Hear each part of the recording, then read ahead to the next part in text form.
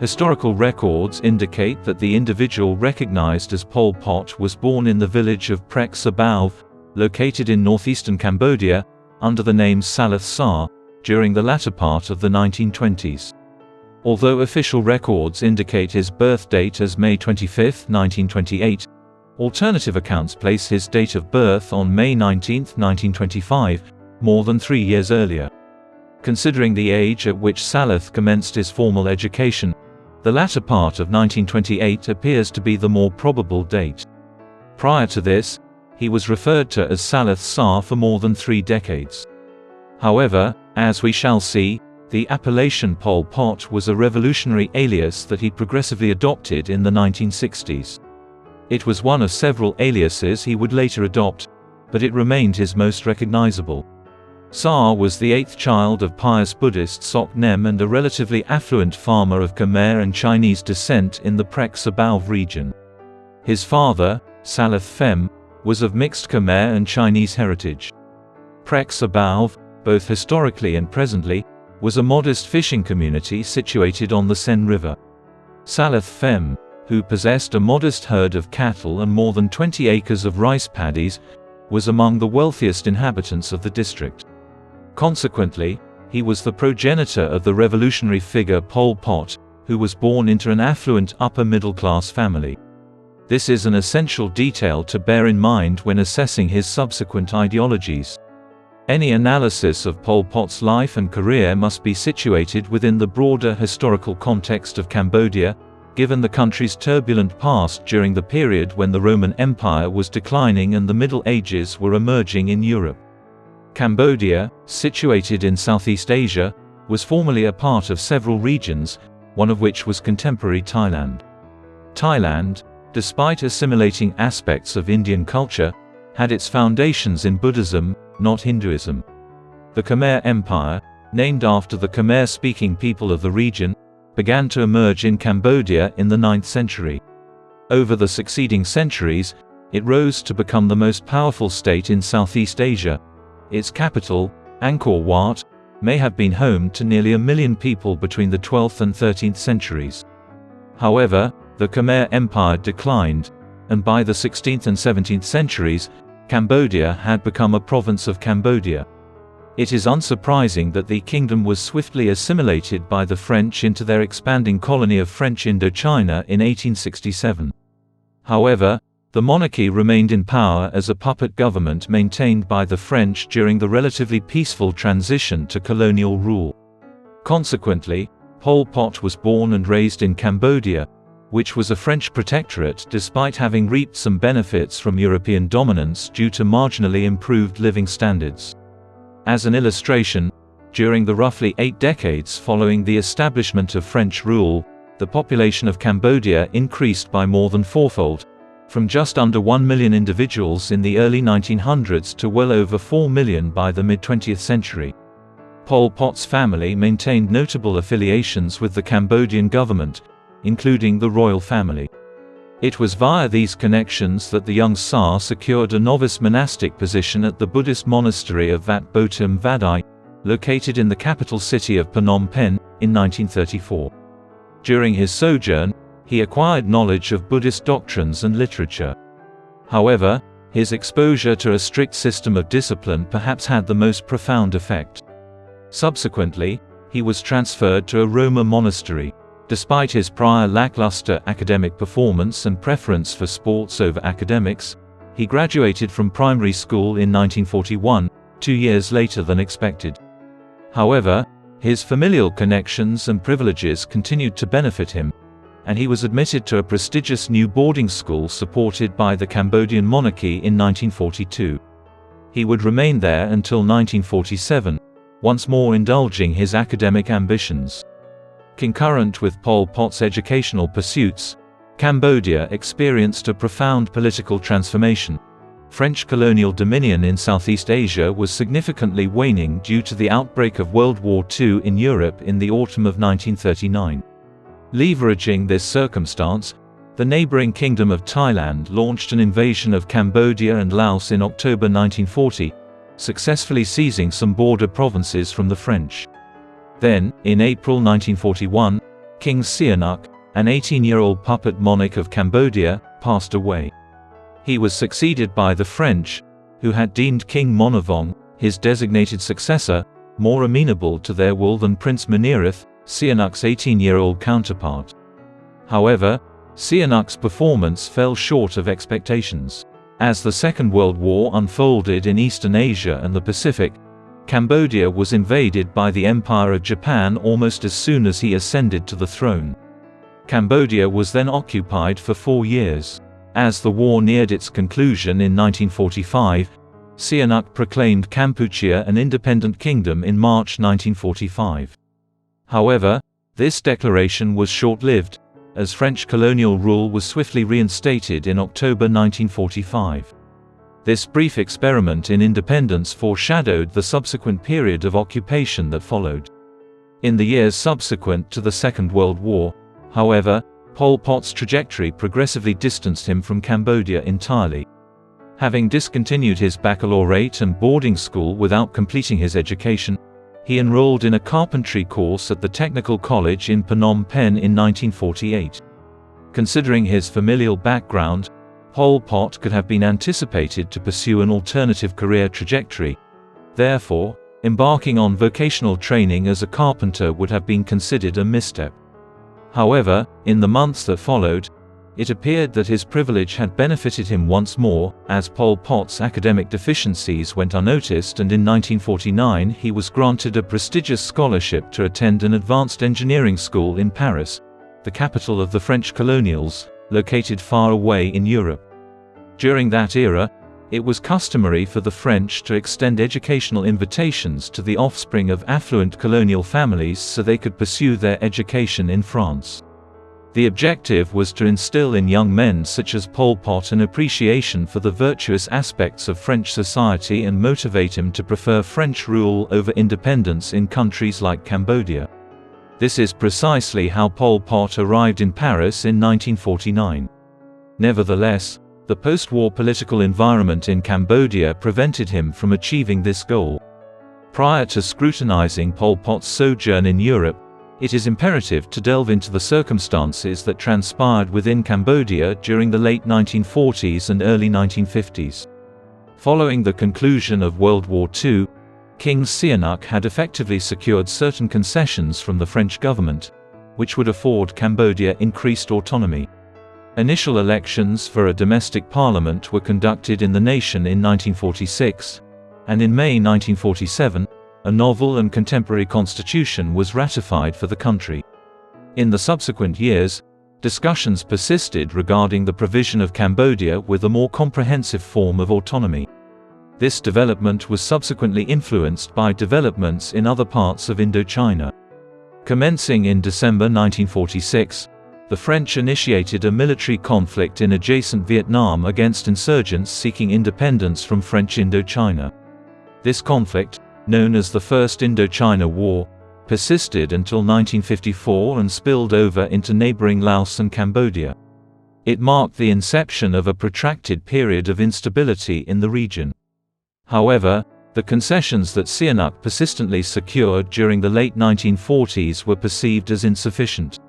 As a result, Cambodia entered the early 1950s beset by political instability, as numerous factions surfaced advocating for independence, cessation of French colonial rule, and the abolition of the monarchy, which had become tainted by its long-standing ties with the French. At home, the turbulent politics of Cambodia were transplanted to the French capital when Pol Pot arrived in Paris in 1949. In the months that followed, he resided on the banks of the Seine. Pol Pot became affiliated with a number of political groups, many of which were organized by his fellow Cambodians in Paris. One such group was the Khmer Student Association, which held regular meetings and was broadly committed to achieving Cambodian independence from French rule. Not least because obtaining financial and material aid from Communist Russia or China was the most effective way to oust European imperial rule, but the vast majority of anti-colonial independence struggles in Asia and Africa during the post-Second World War era adopted some form of communism or another as their ideological foundation. However, when evaluating Pol Pot's ideology and future career, we can largely disregard this fact. His steadfast dedication to attaining independence and executing a revolution, irrespective of the consequences, ultimately shaped his political orientation, not his ideological allegiance to communism. Pol Pot, who had become increasingly entangled in politics during his 3-year sojourn in Paris, ultimately decided to depart due to events transpiring in his native country. In January 1953, as the political landscape in Cambodia vacillated between successive crises, King Sihanouk of Cambodia dissolved the National Assembly and instituted a system of rule by decree. As a result of the subsequent escalation of domestic political unrest, Cambodia was essentially embroiled in a civil war by the spring of 1953. Late in 1952, the Circle Marxist in Paris made the decision to dispatch a member to Cambodia for the purpose of evaluating the situation there and determining which of the competing entities they should be endorsing. As a result, Pol Pot, who had spent 3 years in France, returned to Southeast Asia in December 1952. Consequently, he returned to Cambodia in November 1953 to observe King Sihanouk's proclamation for independence from France. The French government acceded to this request after realizing it lacked the military capacity and support to maintain control over Cambodia. Although independence had been attained, the nature of the state that would emerge in the new Cambodia remained uncertain. Cambodia endured nearly non-stop unrest for the next 15 years, culminating in the outbreak of a civil war in 1968. This conflict was precipitated by the ongoing unrest that dominated Southeast Asia throughout the 1950s and 1960s. Despite the successful conclusion of the First Indochina War between the French and pro-independence Vietnamese at the Geneva Conference of 1954, the conflict in Southeast Asia continued. As a result, the pro-communist northern regions of Vietnam achieved independence as the pro-North Vietnam Democratic Republic of Vietnam, while the pro-Western Republic of Vietnam maintained its southern border.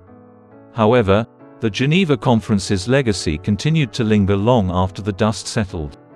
Thus, the Second Indochina War, or as it is more commonly known, the Vietnam War, erupted in 1955 and lasted for 20 years, with the North supported by Soviet Russia and Communist China and the South primarily backed by the United States of America as French influence in Southeast Asia waned. Cambodia remained entangled in the conflict for its entirety, primarily due to the utilization of Cambodia by the Viet Cong, North Vietnamese troops, as a staging area for assaults into South Vietnam. Vietnamese camps were established in the jungles of northern and eastern Cambodia. However, Cambodia also grew more intertwined with the North Vietnamese as radical Marxist-Leninist revolutionaries within Cambodia, including Pol Pot, sought North Vietnam. Pol Pot's trajectory would inevitably intersect with that of the North Vietnamese. However, for the time being, he engaged in political activism during the 1950s in Cambodia, a post-independence era, in an attempt to effect change. The nation's inaugural post-independence elections were conducted in 1955, and there was a prevailing belief that the Democratic Party, which opposed the monarchy, would emerge victorious. Pol Pot and his fellow Marxist-Leninist Cambodians endeavored to gain access to the Democratic Party. However, the king had other plans. As the elections approached, Sihanouk promptly tendered his resignation in support of his father Norodom. Subsequently, he founded his own political party known as Sangkum Rista Neum, which translates to Community of the Common People. During the election, Sangkum won more than 80% of the vote due to widespread voter intimidation and fraud, thereby establishing a one-party dictatorship under which Sihanouk served as prime minister. Due to the swift transition from independence to a conservative dictatorship led by the former king, Pol Pot spent the subsequent years in a state of political obscurity. Although he maintained some involvement in Marxist-Leninist circles in Cambodia, their activities were primarily conducted in secret following Sihanouk's ousting of power. At that time, a coordinated armed conflict between the Democratic Party and the Communists appeared improbable.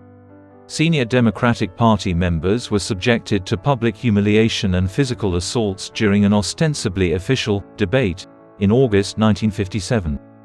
political oppression persisted throughout these years.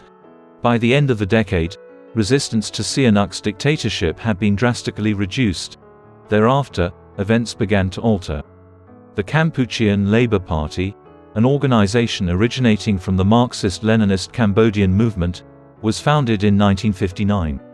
This party would subsequently evolve into the notorious Khmer Rouge. 21 senior members of the party, including Pol Pot, convened in a chamber of a Phnom Penh railway station in late September.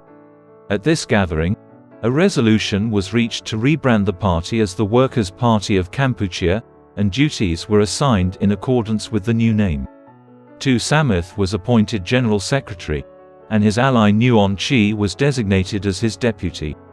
However, Pol Pot, who had been elected to the bureau and was essentially third in command of the new revolutionary party, was instrumental in advancing to a position of authority within the organization. It was not fortuitous that Tu Samith met his demise at the hands of the Cambodian government. In a span of fewer than 2 years, Pol Pot emerged victorious over Samith, and Nuon Chi, who was appointed second in command, opted to disengage from the revolutionary endeavor. However, Samith's demise was also indicative of a more extensive suppression of the socialist movement in Cambodia. Pol Pot and his spouse were compelled to seek refuge with her in a Viet Cong encampment near the Cambodia-South Vietnam border prior to Pol Pot's official appointment as the new leader of the Workers' Party. Pol Pot resided in encampments in the jungles of Cambodia and Vietnam for the next 5 years, during which time he developed his dictatorial persona. During this time, he was a somewhat enigmatic figure, exhibiting considerable self-control and being reserved and introspective. However, notwithstanding his reclusive nature and the abhorrent nature of his later crimes, it is widely acknowledged that he was capable of displaying charm when the situation demanded it. Pol Pot and his spouse ultimately separated in 1979. Despite remarriage later in life, they never had much of a family life together, bearing only one child, a daughter born in the mid-1980s, when he was in his late 50s. Furthermore, he endured severe health issues during his adulthood, including insomnia and intestinal disorders. These conditions would not have helped stabilize an already erratic personality, which is particularly significant if we are to investigate his past. These years in the jungle were not only influential in his personal development, but also in the expansion of the Cambodian communist movement. As Sihanouk's repressive regime amassed an increasing number of adversaries, an increasing number of revolutionaries deserted civil society for the jungles in an effort to plot revolution. In 1966, the Workers' Party underwent a name change to the Communist Party of Kampuchea, which served as an umbrella organization for their discontent. However, in Phnom Penh, Sihanouk's southwest, locals started labeling the party's members the Khmer Rouge, which translates to Red Cambodians. Despite Pol Pot and his adherents initially rejecting this moniker, it swiftly gained popularity and is now the most commonly used designation for the Communist Party of Kampuchea, a byword for the aforementioned organization. However, in addition to this nomenclature alteration, the party underwent further development in the mid-1960s. Primarily, it was cultivating an independent spirit and yearning for separation from the North Vietnamese. Secondly, it embarked on a new ideological trajectory, recognizing that the overwhelming majority of Cambodians were in fact agriculturalists, and thus any Marxist-Leninist uprising in Cambodia would not be propelled by an urban proletariat as Marx had envisioned a who. Ultimately, the most significant determinant during this period was the expansion of the party and its military capacities. It amassed tens of thousands of armed members in the jungles of northern and eastern Cambodia by 1967, all set to rebel against Sihanouk's one-party state. The party launched its assault in the early days of 1968, marking the commencement of an arduous and protracted 8-year civil conflict.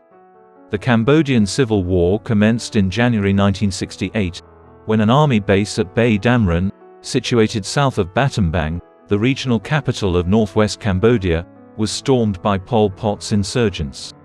Sihanouk's first response to this modest uprising was ill-advised. he ordered a violent suppression that included indiscriminate bombings throughout the country's northern and eastern regions. The objective of these attacks was to target communist encampments. However, they largely failed to achieve their goal of alienating hundreds of individuals. A dramatic development occurred in the Cambodian Civil War in 1970 as a result of Cambodia's continued involvement in the Vietnam War to the east. Richard Nixon, the President of the United States, ordered a series of bombing raids into Cambodia in the spring of 1969 in an effort to disrupt Viet Cong supply lines into South Vietnam and strike Viet Cong camps and bases in the jungles of northeast Cambodia. A pro-American coup d'état overthrew Sihanouk's government in Phnom Penh in March 1970. At this time, the Khmer Republic was formed under the leadership of Prime Minister Lon Nol. Although Sihanouk departed the country, this did not mark the conclusion of his involvement in Cambodian politics. Nol upheld his obligations to Washington, and although the Khmer Republic issued an order for the Viet Cong to vacate Cambodian territory, it was unsuccessful in doing so. In the months that followed, the Viet Cong, supported by Pol Pot and his Khmer Rouge, successfully seized control of up to one-third of Cambodia, comprising the majority of the country's northern and eastern regions. Consequently, the Cambodian Civil War underwent a transformation. Initially instigated to depose Sihanouk and his regime, its objective evolved to be the conquest of Cambodia by the Khmer Rouge from Lon Nol and his pro-Western, pro-American regime in Phnom Penh. 5 years of violent conflict ensued between Lon Nol's Khmer Republic and Pol Pot's Khmer Rouge, with the latter supported by the United States and the Viet Cong. In the early 1970s, Pol Pot's cause also benefited from a peculiar reconciliation between his Communist Party and Sihanouk, who had fled to China after the 1970 coup. This resulted in the formation of alliances between the various rebel groups in Cambodia that opposed Nol's government in Phnom Penh. Then, in the jungles of northern and eastern Cambodia, as the war escalated in the early 1970s, tens of thousands of pro-monarchy rebels joined the Khmer Rouge. Although few of them had a genuine affinity with communist ideology, they were willing to support Pol Pot's struggle if it benefited the Cambodian monarchy. Concurrently with the rebels' surge to nearly 50,000 armed Cambodians by 1972, the Communist Party initiated the development of a more sophisticated party bureaucracy and the foundational elements of a revolutionary government, wherein obligations were assigned based on who would occupy which ministerial brief in the event that the party were to attain power in Phnom Penh in the coming years. The Cambodian Civil War, similar to numerous historical episodes since the conclusion of World War II, was significantly influenced by developments in Southeast Asia. Beginning in the late 1960s, the United States pursued a strategy of withdrawing from the Vietnam War in a manner that would safeguard South Vietnam's independence from its northern communist neighbor, a doctrine referred to as peace with honor by President Nixon. In the early 1970s, as the United States initiated its protracted withdrawal from Vietnam, its backing for Lon Nol's regime in Phnom Penh, specifically the bombing assaults against the Viet Cong, diminished. Later in 1972, the Khmer Rouge ceased its activities in eastern and northern Cambodia for a time. In January 1973, Lon Nol declared a ceasefire with the expectation that the civil war could be resolved amicably. However, this did not transpire as planned. Pol Pot and his militants persisted in their advance towards Phnom Penh via the western region, and by the spring of 1973, their superiority had become evident. Lon Nol was compelled to implement conscription in order to ensure an adequate military presence to safeguard the capital. Despite this, the Khmer Rouge had already advanced to the periphery of the city by April. Until the United States intervened, preventing them from seizing the seat of power, Pol Pot's insurgents were confined to the jungle. Although this was a temporary reprieve, it was nonetheless a significant development. As the months passed and United States assistance ceased, Nol's government became progressively unpopular and was confined to a city with a nearly 2 million person population, of which nearly 3/4 were refugees. Phnom Penh had been encircled by the Khmer Rouge and the Viet Cong with an estimated 400,000 troops by March 1975. Therefore, the city's capitulation to Pol Pot and his insurgents on April 17, 1975, came as no surprise to anyone. Saigon, the capital of South Vietnam, was captured by the Viet Cong on April 30, 1975, only 13 days after the Cambodian Civil War had concluded.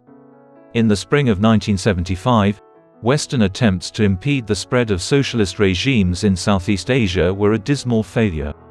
After nearly 8 years of conflict, the Cambodian Civil War had concluded, with an estimated 250,000 Cambodians having perished. However, there was still considerable uncertainty regarding the country's future. Although the Khmer Rouge was the primary rebel organization during the Civil War, it was a relatively unknown entity. Internationally, Pol Pot and his party were considered auxiliary to the Viet Cong presence in Cambodia. Although little was known about their intentions once they came to power, not even they could have foreseen the extent of the brutality that would subsequently befall the nation. In 1975, even Pol Pot himself was a comparatively obscure figure, with little awareness of him throughout the globe. However, that perception would soon alter as time passed. After attaining power, the Khmer Rouge initiated an abhorrent assault on Cambodian society, surpassing in its atrocities only a handful of regimes in the annals of history. Central to the distressing events that transpired in the years and months following the conclusion of the Cambodian Civil War was the Communist Workers' Party of Kampuchea, led by Pol Pot. Established in the jungles of northeast Cambodia around the mid-1960s, the party had expanded and developed over the course of roughly 10 years. The party was steadfast in its commitment to establishing an agrarian revolution, wherein rural peasants would serve as the foundation of the communist state. However, as previously observed, Pol Pot possessed limited comprehension of communist ideology, and the Khmer Rouge's developed ideology had nothing in common with the writings of Karl Marx. In fact, the two were diametrically opposed. Marx had envisioned a revolution propelled by the oppressed factory workers comprising the urban proletariat. In contrast, Pol Pot and the Khmer Rouge perceived urban workers as perilous subversives and advocated for the return of Cambodians to the countryside from the cities, with the aim of establishing an almost exclusively agrarian society. Sadly, this utopian aspiration would swiftly transform into a nightmare for the Cambodian populace.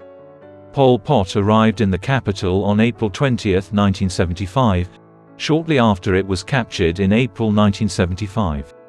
By May, he had successfully installed his government at the Silver Pagoda, a lavish royal palace from the 19th century that had once served as the residence of the monarchy. There was initial uncertainty regarding the primacy of Pol Pot and the Communist Party in the nascent Cambodia, primarily due to the influence wielded by several regional military leaders who established their own power bases across the nation. In fact, an attempt was even made to depose Pol Pot in the autumn of 1976. However, the party ultimately emerged victorious and consolidated its authority. Subsequently, in January 1976, the nation's name was formally altered to Democratic Kampuchea, and governance was entrusted to a standing committee comprised of prominent members of the Khmer Rouge, referred to as brothers. Pol Pot, who held the position of Prime Minister and was regarded as Brother Number One, was one such member.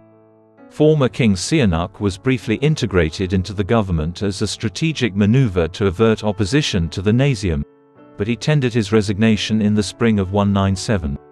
As we have seen, the policies pursued by Pol Pot and the Khmer regime during the latter half of the 1970s have gained notoriety. The regime was founded on the concept of establishing an agrarian revolution accompanied by a rural proletariat. Pot and his allies drew inspiration from the Great Leap Forward, an endeavor launched by Chairman Mao Zedong in China 2 decades prior. Mao had endeavored to exponentially increase China's industrial output and food production within a brief period of time.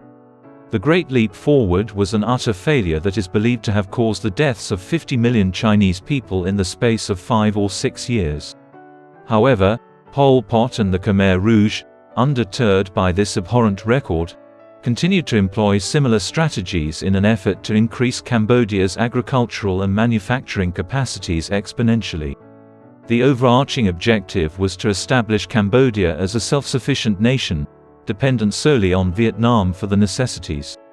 Pol Pot was particularly concerned with preventing the country from succumbing to the influence of Vietnam, its more powerful eastern neighbor. Cambodian self-sufficiency was intended to be attained via collectivization, a policy that entailed the state-owned and communal operation of farms throughout the nation by farmers. The objective was to substantially augment agricultural output by compelling Cambodians to exert maximum effort. In pursuit of this aim, Pot and the Khmer Rouge promptly initiated the forced displacement of the populace from urban areas and into labor camps situated throughout the country. During 1976 and 1977, as conditions in Kampuchea's labor centers deteriorated, disease became rampant, further exacerbating the mortality rate. Employees who disobeyed orders or labored insufficiently were executed. Mass murder occurred in more than just the deplorable conditions of the rural labor camps during Pol Pot's Cambodia. The Khmer Rouge, which had established itself as an extremely autocratic, xenophobic, classist, and totalitarian regime, executed large numbers of people from the middle and upper classes for the most tenuous of connections to the ruling elites of the past or for being perceived as bourgeois subversives. This was despite the fact that Pol Pot himself was a member of the upper class. An additional 250,000 Cambodians of Chinese descent perished between 1975 and 1979, and an estimated 100,000 Muslims were also subjected to the same fate. Furthermore, the government instituted an atheistic system and severely suppressed Buddhism. Individuals perceived to oppose the government faced arrest and execution, and more than 150 torture and execution centers were established across the nation, with S21, a converted secondary school, being the most notorious. From 1976 to 1979, as many as 20,000 prisoners passed through S21. Over the course of several months, a pervasive sense of paranoia engulfed Cambodian society. Children were coerced into participating in acts of homicide, indoctrinated with the regime's atrocities. In some cases, those who supported political dissent or belonged to ethnic minorities were also executed. This was done on the orders of Pol Pot and the regime, which aimed to prevent these children from maturing into vengeful adults. Everything transpired in the killing fields, locations across Cambodia where large-scale executions were conducted, during the years that followed Pol Pot's rise to power.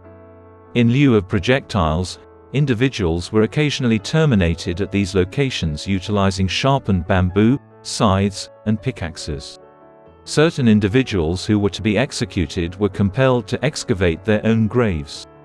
Frequently, impoverished farmers and peasants were coerced into performing these executions so as to evade regime retribution.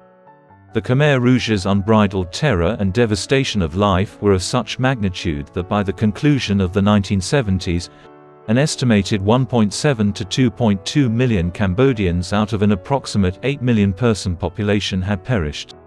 The Cambodian genocide, which was coordinated by the Khmer Rouge and oversaw by Pol Pot, ranked among the most abhorrent and vicious in history. Identifying coherent policies that could have been implemented by Pol Pot's regime beyond the genocide proves challenging. However, it is not surprising to learn that these policies were ultimately determined by the totalitarian ideology and ideological brutality of the Khmer Rouge. For example, the party's approach to education was permeated with a profoundly repressive and paranoid perspective on learning and the function of educators within society. Following the fall of Phnom Penh in 1975, a significant number of educators were executed throughout the city. In an effort to instill the regime's political ideology in students, a subsequent curriculum was developed that primarily covered elementary mathematics and literacy. As a result, some children were influenced to actively participate in the atrocities committed by the regime. Numerous physicians were executed on the basis of their social class during Pol Pot's reign of terror, which effectively brought about the collapse of the health system. On the economic front, currency was abolished and a barter system and state-run distribution of products were instituted. Consequently, Cambodians quickly resorted to bartering their meager personal belongings in exchange for essential commodities. Foreign trade virtually ceased, but most notably, the objective of substantially increasing agricultural output was a catastrophic failure. Conversely, as the months and years passed, famine became pervasive. Regarding foreign policy, Pol Pot's strategy reflected his aspiration for Cambodia to achieve self-sufficiency. Isolationism was favored. As a result, Pot and the Khmer Rouge severed ties with Western powers, including the United States, which had been closely associated with the previous administration in Phnom Penh.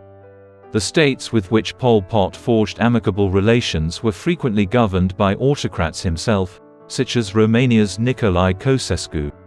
In favor of aligning Cambodia with China, the Soviet Union was rejected as a source of support, despite being the ostensible leader of the Communist bloc.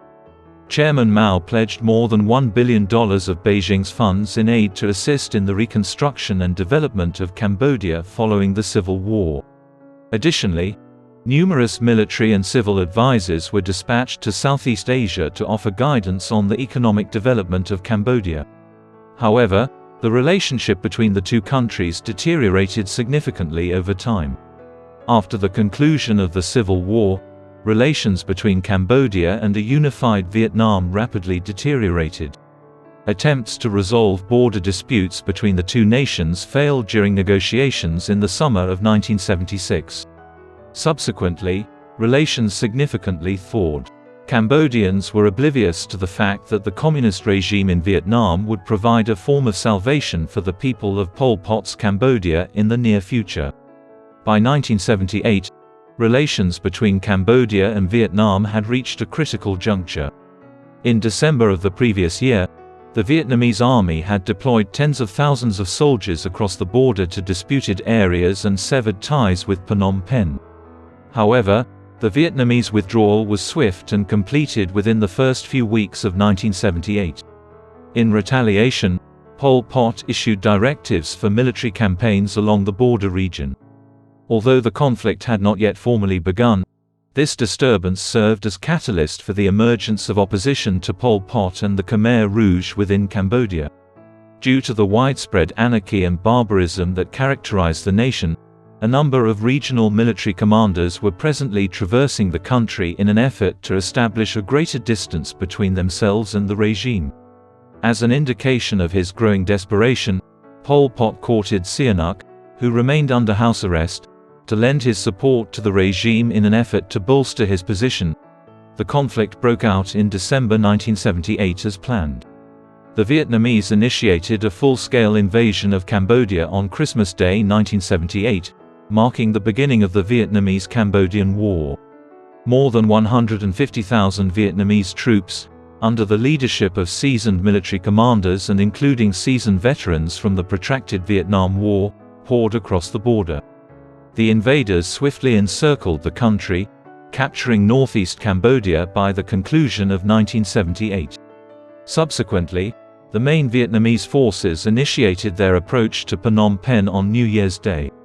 During the initial days of 1979, as resistance against the Cambodian army waned, Pol Pot and the Khmer Rouge regime initiated the process of capital evacuation. Numerous high-ranking individuals fled to Thailand, with Pol Pot himself relocating to the regional capital of the northwest, Battambang. On January 7, 1979, the Vietnamese captured Phnom Penh. They subsequently established the People's Republic of Kampuchea, which was ruled by Cambodian exiles who had recently fled to Vietnam to escape the purges of Pol Pot and the Khmer Rouge. Pol Pot and his regime appeared to have been completely defeated in what appeared to be the final days of the conflict, but then foreign powers intervened in Cambodian affairs once more. After a series of initial triumphs, the Vietnamese and their Cambodian allies encountered a setback in their progress when China invaded northern Vietnam in mid-February 1979. Despite the brief Sino-Vietnamese war that ensued lasting less than a month and a ceasefire reaching an agreement in mid-March, The invasion was detrimental in that it allowed the Khmer Rouge and numerous other militant organizations in Cambodia to reorganize and coordinate their opposition to the Vietnamese-backed government in Phnom Penh. During this time, Pol Pot and his Khmer Rouge allies established control over portions of the northwest of the country, along the Thai border, by capitalizing on the diversion caused by China's intervention. Pot attempted to reinvent the Khmer Rouge in the summer of 1979, backed by financial and military assistance from China and the United States. While Pot attempted to position himself as the leader of a new patriotic democratic front, an alliance of diverse political and military organizations that opposed the Vietnamese-backed regime in Phnom Penh, efforts were made to disavow the party's former socialist past and actions. The Khmer Rouge leader made an extraordinary effort to reform himself by abandoning the alias Pol Pot and assuming the name Phem, which was derived from his father. Surprisingly, these moves garnered him some international recognition, and in November 1979, the United Nations designated the Khmer Rouge as the legitimate government of Cambodia, surpassing the Phnom Penh administration, notwithstanding the regime's abhorrent atrocities committed in recent years, the complete magnitude of which remained undisclosed. Thus, by the conclusion of the initial year of the Cambodian-Vietnamese War, a protracted confrontation between the Vietnamese and their puppet regime in Phnom Penh and the numerous militant groups that ruled a significant portion of the country, including the Khmer Rouge, had been established. This confrontation constituted a new civil war in Cambodia, with a duration equivalent to that which had initially overthrown Pol Pot and the Khmer Rouge in 1975. The Cambodian-Vietnamese War persisted for an additional decade, during which the Khmer Rouge was merely one of several militant organizations that opposed the People's Republic of Cambodia and Vietnam. Among these organizations, the National United Front for an Independent, Neutral, Peaceful and Cooperative Cambodia, or FUNCINPEC, was established in 1981 under the leadership of former King Sihanouk, a political stalwart of Cambodia. Then, in response to Sihanouk's FUNCINPEC formation, Pol Pot attempted to gain more support for the Khmer by formally dissolving the Communist Party in 1981 and proposing a new nationalist movement, an indication of his ongoing ideological flexibility. Then, as the fighting continued, Pol Pot began to retreat from the forefront of the movement in September 1980, during an endless series of guerrilla attacks in the jungles and foothills of Cambodia. Following a 1983 prognosis of Hodgkin's lymphoma, a comparatively severe form of cancer, he was compelled to undergo extensive medical treatment in Bangkok and Beijing.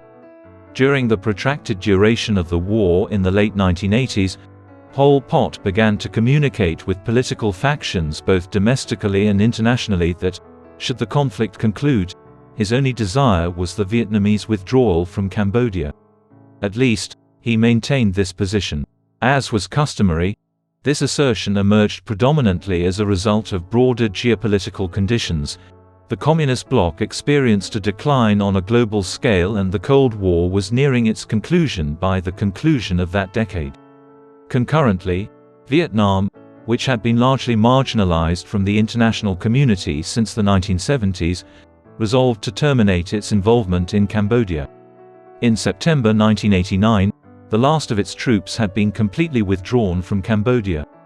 Beginning in 1988, the country implemented a series of political and economic reforms intended to support the People's Republic of Kampuchea and achieve complete disentanglement from the country.